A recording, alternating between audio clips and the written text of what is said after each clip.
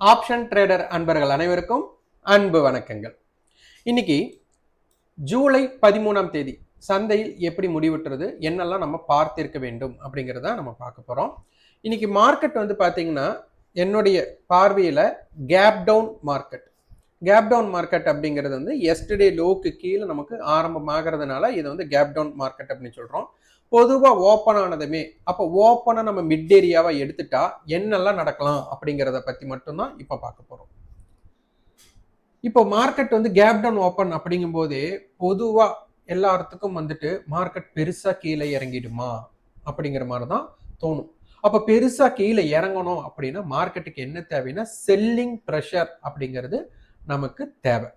அப்போ selling pressure இல்லை அப்படிங்கிறதும் ஓப்பனுக்கு மேல மார்க்கெட் வந்துட்டு சஸ்டெயின் ஆவதும் மார்க்கெட்டோட இறக்கத்தை தடுக்கக்கூடிய வாய்ப்பு இருக்கு. இதை வந்து நம்ம வந்துட்டு ஒரு கேஸ் ஸ்டடியா நம்ம வந்துட்டு லாஸ்ட் வீக் போட்டிருந்தோம். அதுக்கு நிறைய ரெஸ்பான்சஸ் இருந்தது. அதாவது வியூஸ் வந்து கம்மி தான், பட் ஆனால் ரெஸ்பான்ஸ் அந்த first 5 minutes 15 minutes ½ an hour அதே மாதிரி மண்டே அண்டு மந்த்லியோட டேட்டாஸை வச்சு நம்ம போட்டிருந்தோம். ஆனால் அதுக்கு நல்ல ரெஸ்பான்ஸ் இருந்து இன்னைக்கு பார்த்தீங்கன்னா ஃபர்ஸ்ட் 5 மினிட்ஸை வச்சு நல்லா வந்துட்டு நிறைய பேர் வந்து ட்ரேட் நல்லா ப்ராஃபிட் பண்ண அப்படின்ட்டு நல்லா பதிவு பண்ணியிருந்தீங்க. அனைவருக்கும் நன்றி. இதில் என்னன்னா இன்னைக்கு அந்த ஃபர்ஸ்ட் 5 மினிட்ஸில் மார்க்கெட் என்ன ஆயிடுச்சுன்னா அந்த ஹை அண்ட் லோவை பேஸ் பண்ணும்போது அந்த ஹைக்கு மேலே சஸ்டெயின் பண்ணிட்டான், ஒன் சைடாக போயிட்டான். அப்போ இதே மாதிரி எல்லா நாள் நடக்குமானா கண்டிப்பாக நடக்காது. அப்போ இது ஏன் நடந்தது அப்படிங்கிற குறிப்பு தான் உங்களுக்கு தேவை. இதுதான் உங்களுக்கு கேஸ் ஸ்டடியில் இருக்கக்கூடிய முக்கிய ஹிண்டா நீங்கள் எழுதணும்.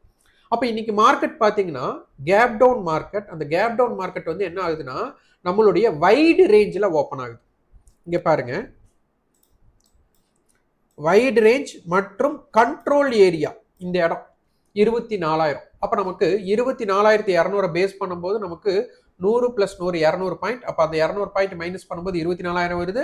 அதே சேம் டைம் நேற்று கண்ட்ரோல் ஸ்ட்ரைக்காகவும் நமக்கு மார்க்கெட் என்ன ஆகுது, அந்த கண்ட்ரோல் ஏரியாவும் 24,000 இருக்கு. அப்போ இந்த இடத்தில் நமக்கு ரெண்டு விஷயத்தை நம்ம பார்ப்போம். 24,000 காலையும் 24,400 புட்டையும் பார்ப்போம். அதோட டேட்டாஸை பற்றி பார்க்கலாம். அதற்கு முன்பு வந்து பார்த்தீங்கன்னா மார்க்கெட் வந்துட்டு இந்த மாதிரி இருக்கும்போது வீக் பொசிஷனாக இருக்குது அப்படின்னா பொதுவாகவே எல்லாரும் என்ன சொல்லுவாங்கன்னா மார்க்கெட் மேலே போக போக செல் ஆன் ரைஸ் அப்படின்னு சொல்லுவாங்க. மார்க்கெட் ஏற ஏற செல் பண்ணுவாங்க, புட் ஆப்ஷனை பை பண்ணுவாங்க. இது எந்த இடத்துல பண்ணலாம், எந்த இடத்துல பண்ணக்கூடாது அப்படிங்கிறத ஒரு விஷயத்தை பார்க்கறதுக்காக நம்ம இந்த டேட்டாவை பார்க்க போகிறோம். பாருங்க, மார்க்கெட்டோட இன்னைக்கு லோ வந்துட்டு 24,000. அப்போ நான் என்ன எடுத்திருக்கேன்னா அந்த 24,000 ஸ்ட்ரைக் எடுத்திருக்கிறேன். இது மார்னிங்ல இது மார்க்கெட் முடிஞ்சதுக்கு அப்புறம் பார்க்கறதுக்கு நல்லா இருக்கும் அப்படிங்கிற மாதிரி சிலருக்கு தோணலாம். இதை லைவ் மார்க்கெட்ல நீங்க செய்யணும் அப்படின்னு நான் சொல்ற விஷயத்த உங்க எண்ணத்துக்குள்ள கொண்டு போய்க்கோங்க. லைவ் மார்க்கெட்ல என்னென்னலாம் விஷயம் பார்க்கணும் அப்படிங்கிறதையும் நீங்க கொண்டு போகணும். அப்பதான் இங்க ரிசர்ச் பண்ண முடியும். கண்டிப்பா மார்க்கெட்ல என்ன ஆகும்னா பயம் இருக்கும். அந்த பயம் ஏன் உருவாகும் அப்படின்னா நமக்கு லாஸ் வந்துருமோ அப்படிங்கிற இடத்துலதான் பயம் வரப்போகுது. அப்போ உங்களுக்கு தெரியட்டும் இதுதான் என்னோட லாஸ், ஒரே ட்ரேட் தான் பண்ணுவேன், இதைத்தான் நான் பண்ண போறேன்ட்டு ஒரு ஸ்ட்ராட்டஜியை பில்ட் பண்ணிட்டு காலையில் ஒரு 10 மணிக்குள்ள மட்டும் நீங்க வந்து மிட் பாயிண்டா ஓப்பன் எடுத்துக்கோங்க. அப்போ ஓப்பனுக்கு மேல இருந்த பையிங், ஓப்பனுக்கு கீழே இருந்த செல்லிங். அப்போ இதை மட்டும் எடுத்துட்டு டைப் ஆஃப் ஓப்பன் எடுத்துட்டு அப்போ அதுல இருந்து நீங்க எடுத்துட்டு வந்தீங்கன்னா உங்களுக்கு ஈஸியா 10 மணிக்குள்ள ஏதாச்சும் ஒரு ட்ரேட் அமைஞ்சிடும். அது ப்ராஃபிட்டாகவும் இருக்கட்டும் லாஸாகவும் இருக்கட்டும். ஆனா ஒரு ஸ்ட்ராட்டஜி அமைச்சா மட்டும் ட்ரேட் அப்படிங்கிறத கொண்டு வந்துடுங்க. அதற்குனா டிசிப்ளின் ட்ரேடா அதோட ஸ்டாப் லாஸ் அதோட டார்கெட் போட்டு க்ளோஸ் பண்ணிட்டு அதுக்கப்புறம் ட்ரேடே பண்ணாதீங்க. இந்த மாதிரி ஒரு 20 நாள் 40 நாள் 60 நாள் 100 நாள் தொடர்ச்சி அதை மட்டுமே செய்யணும். நீங்க வந்து உங்களுக்கு கைக்கு வந்ததெல்லாம் செஞ்சுட்டு இருந்தீங்கனாலும் அது செட் ஆகாது. அப்போ உங்களோட ஸ்ட்ராட்டஜி அமையும் போது செய்யுங்க. இப்போ 24,000 கால் நான் எடுக்கிறேன். ஏன் எடுக்கிறேன்னா அதோட லோ வந்து முக்கியம். ஏன்னா எப்போவுமே லோ அப்படிங்கிறது டிமாண்ட் பிளேஸ். அப்போ லோ தான் மார்க்கெட் 24,000 ஸ்ட்ரைக் தான் லோனா அப்போ அதோட காலோட லோ எவ்வளோ இம்பேக்ட் அப்படிங்கிறத நீங்க புரிஞ்சுக்கோங்க. அப்போ இந்த என்ன பண்ண போறேன்னா 24,000 + 81 இதை பேஸ் பண்ணி ஒரே ஒரு மார்க் பண்றேன். என்ன நடக்குது அப்படிங்கிறது மட்டும் பாருங்க.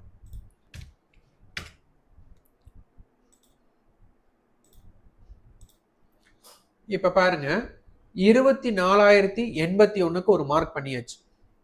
எக்காரணத்தை கொண்டும் இது 24,080க்கு கீழே இருக்கக்கூடிய வாய்ப்பு இருந்தா மட்டும்தான் மீண்டும் சந்தை இறங்கலாம் அப்படின்னு நீங்க என்ன பண்ணலாம், எதிர்பார்க்கலாம்.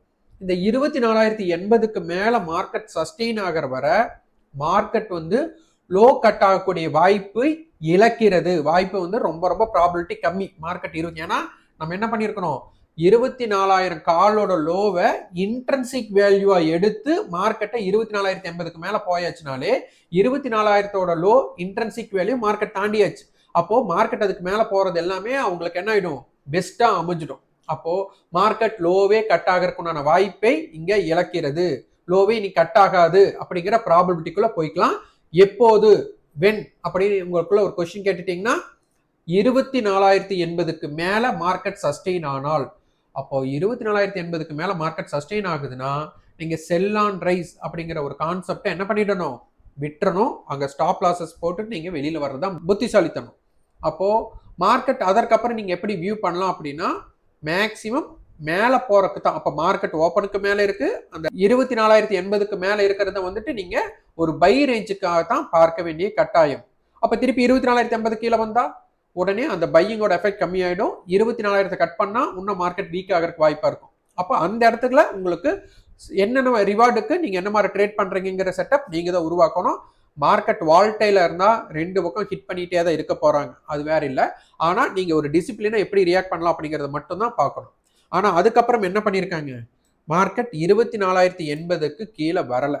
அதே மாதிரி ஃபர்ஸ்ட் 5 மினிட்ஸ் கேண்டில் அப்படின்னு எடுத்துட்டாலும் அதற்கு மேல வந்ததுக்கு அப்புறம் கீழே வரல. இந்த ரெண்டு ஆப்பர்ச்சுனிட்டியை வந்துட்டு நீங்க பதிவு பண்ணிருக்கலாம். இங்க நான் கொடுத்திருக்கிற இப்போதைக்கு கொடுத்திருக்கிற ஹிண்ட் என்னன்னா, இந்த 24,080 ஒரு மஸ்ட். இது ரொம்ப ரொம்ப முக்கியமா பார்த்துக்கோங்க. அப்ப அதற்கு மேல மார்க்கெட் என்ன பண்ணிருக்காங்கன்னா மேலதான் போயிருக்காங்க. அதற்கு அடுத்தது இவ்வளவு கேப் டவுன் மார்க்கெட் ஆனது ஏன் மார்க்கெட் மேல போச்சு அப்படிங்கிறதுக்கு முக்கியமான விஷயம், மார்க்கெட் வந்துட்டு வைட் ரேஞ்சில் ரிட்டர்ன் பண்ணியிருக்காங்க அப்படிங்கிறதும். 24,100 அப்படிங்கிறது புட் செல்லர் பேனிக் பிளேஸ். அப்ப 24,100க்கு மேல இருக்கும்போது புட் செல்லர் வந்துட்டு காம் ஆகுறாங்க அப்படின்னால மார்க்கெட் மேல போறதுக்கான வாய்ப்பு தான் அப்படிங்கிற அடிப்படையில இதை பார்க்கணும்.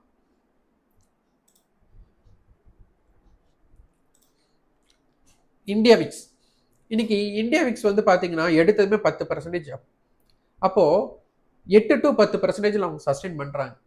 அப்போ பொதுவாக எல்லாருமே ஒரு கேள்வி கேட்பாங்க, இந்தியா விக்ஸ் இன்க்ரீஸ் ஆனா மார்க்கெட் கீழே தானே போகணும், இன்னைக்கு ஏன் மேலே வந்தது அப்படின்னு நிறைய பேருக்கு டவுட் வரும். நல்லா புரிஞ்சுக்கோங்க, இந்தியா விக்ஸ் பிளஸ்ல இருக்குன்னா செல்லர் வந்து ஆபத்தில் இருக்காங்கன்னு அர்த்தம். இந்தியா விக்ஸ் மைனஸ்ல இருக்காங்க அப்படின்னா ஆப்ஷன் செல்லர் காமா இருக்காங்கன்னு அர்த்தம். அப்போ இதுல யாராச்சும் ஒரு சைடு நமக்கு வந்துட்டு என்ன மாதிரி பேட்டர்ன்ஸ் அமையுது, ஸ்ட்ரக்சர் அமையுது அப்படின்னு பாருங்க. அப்ப இந்தியா விக்ஸ் வந்து பிளஸ்ல இருக்கு. அப்போ மார்க்கெட் ஓப்பனுக்கு கீழே இருந்துட்டு உங்களுக்கு புட் சைடு, அதாவது மார்க்கெட் வந்து லோயர் லோவே ஹிட் பண்ணிட்டு போறாங்க அப்படின்னா இறங்குறதுக்கு வாய்ப்பு வரலாம். ஆனா மார்க்கெட்டிங் என்ன பண்றாங்கன்னா ஹையர் ஹை ஃபார்மேஷன் வர்றாங்க. அப்ப இந்த இடத்துல கவரிங் வர்றதா தான் நம்ம எடுத்துக்கணும். அப்ப கால் செல்லர் வந்துட்டு மார்க்கெட் கேப் டவுன் ஆனதுனால அவங்க ப்ராஃபிட்டை புக் பண்றாங்க அப்படின்னு நம்ம என்ன பண்ணலாம், ப்ராபபிலிட்டியா யோசிக்கலாம். அடுத்த முக்கியமான பாயிண்ட், இதுல பாத்தீங்கன்னா செக்டார்ல இன்னைக்கு மார்னிங்ல இருந்தே உங்களுக்கு ஐடி செக்டார் வந்துட்டு ஒரு பாசிட்டிவிட்டியாவே இருந்தாங்க.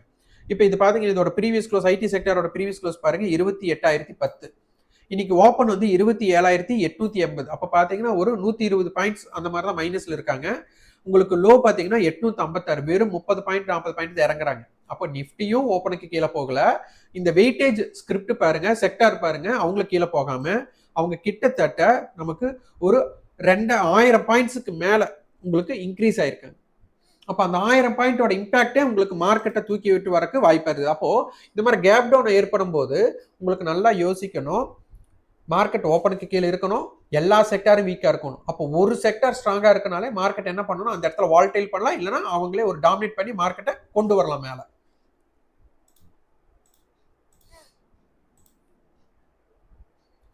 ஐடி செக்டார்ல இருக்கக்கூடிய ஸ்கிரிப்ட்ஸ் எல்லாம் இன்னைக்கு பாத்தீங்கன்னா எவ்வளவு தூரம் அவங்க வந்துட்டு அப்ரிசியேஷன் ஆயிருக்காங்கன்னு பாருங்க. ஸ்டாக்ல யாராச்சும் ட்ரேடு பண்ணணும் அப்படின்னு நீங்க நினைச்சிருந்தாங்கன்னா இந்த மாதிரி சூஸ் பண்ணி இந்த செக்டார்ல இருக்கிறவங்களை வெயிட்டேஜ் யாருக்கு இருக்கோ அந்த செக்டார்ல இருக்கக்கூடிய ஸ்டாக்ஸ் அந்த டைரக்ஷன்ல மூவ் பண்ணியிருந்தீங்க அப்படின்னா உங்களுக்கு பெஸ்டா இருக்கும். இந்த இதுல பாத்தீங்கன்னா கால் ஆப்ஷனை பை பண்றவங்களும் புட் ஆப்ஷனை செல் பண்றவங்களுக்கு இன்னைக்கு வந்து நல்ல ஒரு ஆப்பர்ச்சுனிட்டி இந்த செக்டார்ல இருந்திருக்கும். இது கான்ட்ரிபியூஷன் இண்டெக்ஸ், இன்னைக்கு யார் வெயிட்டேஜ்ல இருக்காங்க, அப்ப அந்த ஸ்கிரிப்ட் எப்படி ஒர்க் ஆகுறாங்க அப்படிங்கறத பார்க்கணும். நிஃப்டியில இறங்குறவங்களை விட பாத்தீங்கன்னா ஏறக்கு உண்டான வெயிட்டேஜ் இருக்கக்கூடிய ஸ்கிரிப்ட்ஸ் வந்து நமக்கு அதிகமான தாக்கம் இருந்தது அப்படிங்கிற புரிஞ்சுக்கலாம். இன்ஃபோசிஸ், டிசிஎஸ், ஹெச்சிஎல் டெக் இந்த மாதிரி எல்லாம் கலவையாக நமக்கு வந்து ஒரே செக்டார்ல இருக்கிறவங்கள இருந்திருக்காங்க. ஆனா கம்பெனி வைஸ்னு பாத்தீங்கன்னா கம்பெனியில இன்னைக்கு இறங்குற நிறுவனங்கள் ஜாஸ்தியாகவும் ஏறின நிறுவனங்கள் கம்மியா தான் இருந்தாங்க. ஆனாலும் அந்த வெயிட்டேஜ் தான் இங்க பார்க்கணும். நிறுவனங்கள் அப்படிங்கிறது இந்த இடத்துல முக்கியத்துவம் இல்லாம போயிட்டாங்க. ஓகே, எப்பவும் போல நம்மளுடைய ட்ரையாங்கிள் பேட்டர்ன், ட்ரையாங்கிள் ஸ்ட்ராட்டஜின்னு கூட சொல்லிக்கலாம். அப்போ மார்க்கெட்டோட க்ளோஸ் 24,206. நீங்கள் உடனே ஸ்பாட்டை பார்ப்பீங்க. நான் எப்பவுமே சிந்தட்டிக் ஃபியூச்சர் தான் பார்ப்பேன். அப்போ எந்த ஸ்பாட்டுக்கு, அதாவது எந்த சேம் ஸ்ட்ரைக்கில் காலுக்கும் புட்டுக்கும் நான் டிஃப்ரெண்ட் 25 புள்ளிகளுக்கு கம்மியாக இருக்கும், அதாவது ஏடிஎம் ஸ்ட்ரைக்கை நம்ம எடுத்துக்குவோம். அப்படி பார்க்கும்போது 24,200, காலோட ப்ரைஸ் 101, புட்டோட ப்ரைஸ் 96. அப்போ நமக்கு வந்துட்டு அதோட டிஃப்ரெண்ட்டாக வந்துட்டு பேஸ் பண்ணி நம்ம 24,206 எடுத்துருக்கிறோம். காமன் ஏடிஎம் 98.5, ரவுண்ட் ஆஃபாக 100 எடுக்கிறோம். அப்போ இந்த 100 எடுக்கும்போது இந்த 24,206, அப்போ அதுக்கு நியர்பை இருக்கிற ஏடிஎம்னா 24,200. அப்போ அதை பேஸ் பண்ணி 100 பாயிண்ட் ப்ளஸ் ஆர் மைனஸ் பண்ணுறோம். 24,100 கால், 24,300 புட். அதோட இன்ட்ரென்சிக் வேல்யூவாக பார்க்கும்போது நமக்கு 106 ரூபாய்.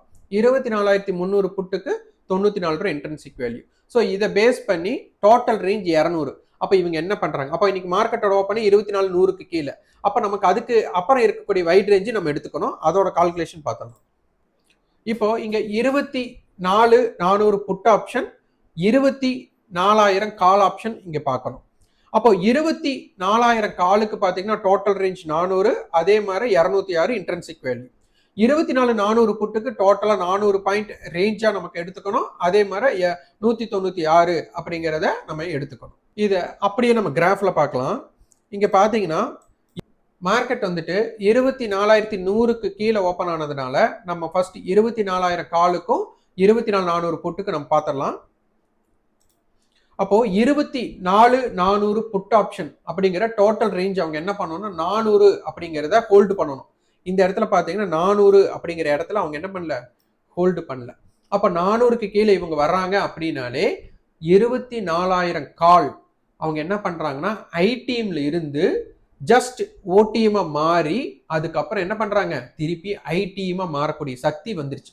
அப்ப 24,400 புட் ஆப்ஷன் கண்டிப்பா உங்களுக்கு அவங்களுடைய டோட்டல் ரேஞ்ச், ஏன்னா 24,400 அதோட இன்ட்ரென்சிக் வேல்யூ 400னா கண்டிப்பா அதை ஃபுல்லா கவர் பண்ணா மட்டும்தான் 24,000 கால் என்ன பண்ண முடியும் அப்படின்னா ஓடிஎம் மாற முடியும். ஸோ அவங்க ஓடிஎம் மாறலனால என்ன ஆயிடும், அவங்க இன்ட்ரென்சிக் வேல்யூ ஆயிடும். அப்போ அவங்க கவர் பண்ணியிருக்காங்கன்னு அர்த்தம். அந்த 24,000 கால் பார்த்தீங்கன்னா அந்த 100 ரூபாய் அப்படிங்கிற காமன் ஏடிஎம் நம்ம பார்த்துருந்தோம். அதுல இருந்து என்ன பண்ணியிருக்காங்க, உடனே மேலே வந்திருக்காங்க. 204 அப்படிங்கிற இடம் அவங்களுடைய 204, 206 நம்ம எப்படியே வச்சுக்கலாம். அதோட இன்ட்ரென்சிக் வேல்யூ கவர் பண்ணும்போது அங்கிருந்து மார்க்கெட் அப்ரிசியேஷன் ஆயிருக்காங்க. இதை பார்த்துக்கோ. அதற்கு அடுத்தது 24,100 கால், 24,300 புட். 24,300 புட்டுக்கு பார்த்தீங்க அப்படின்னா நமக்கு 300 அப்படிங்கிற ஒரு டோட்டல் ரேஞ்ச், 200 அப்படிங்கிற ஒரு டோட்டல் ரேஞ்ச் பார்க்கணும். இப்போ இது ரெண்டுமே அவங்க ஃபெயிலியர் பண்றாங்க. 24,300 புட் ஃபெயிலியர் பண்றாங்க. அங்கிருந்து அவங்க கீழே வராங்க. 24,100 கால் என்ன பண்றாங்க, மேலே போறாங்க. ஸோ அதுவும் அந்த 5 மினிட்ஸ் கேண்டிலோட ஸ்ட்ராட்டஜியில் நீங்க பண்ணியிருந்தாலுமே என்ன ஆயிடும், அதுவும் ஒரு நல்ல ஒரு தாக்கத்தை கொடுத்துருக்காங்க. இதெல்லாமே நமக்கு முக்கியமா தெரிஞ்சுக்க வேண்டியது. இது சிரிக்கல, சிந்திக்க. யங்ஸ்டர்ஸ் எல்லாம் பார்த்தீங்க அப்படின்னா ஒரு மேரேஜுக்கு பிளான் பண்ணியிருக்கீங்க அப்படின்னா இந்த ஹெல்த் மெடிக்கல் இன்சூரன்ஸ் வந்து உங்களுக்கு சூட்டபிளாக இருக்கும். இது வெயிட்டிங் பீரியட் வந்துட்டு 1 இயர். அதாவது டெலிவரி பாயிண்ட் ஆஃப் வியூவில் இருக்கிறவங்களுக்கு கவரேஜ் வரக்கூடிய பாலிசிஸ் வந்து நம்ம கேர் இன்சூரன்ஸில் வந்துட்டு இன்ட்ரடியூஸ் பண்ணியிருக்காங்க. இது தேவைப்படுவோர் இதை பயன்படுத்திக்கலாம். இதை பற்றி உங்களுக்கு தகவல் வேணும் அப்படின்னா 9842610908 நம்பருக்கு கான்டாக்ட் பண்ணுங்க, வாட்ஸ்அப் பண்ணுங்க. இதோட டீட்டெயில்ஸ் உங்களுக்கு வழங்கப்படும். ஜூலை 19ஆம் தேதி நம்ம வந்துட்டு ப்ரீவியஸ் க்ளோஸ் ஏடிஎம் ஸ்ட்ரைக்கை பேஸ் பண்ணி இன்ட்ரென்சிக் வேல்யூவை நம்ம எப்படி கால்குலேட் பண்ணணும் அப்படிங்கிற பெய்டு வெபினார் வந்துட்டு ஆன்லைன்ல இருக்கு. விருப்பம் உள்ளவங்க கான்டாக்ட் பண்ணுங்க.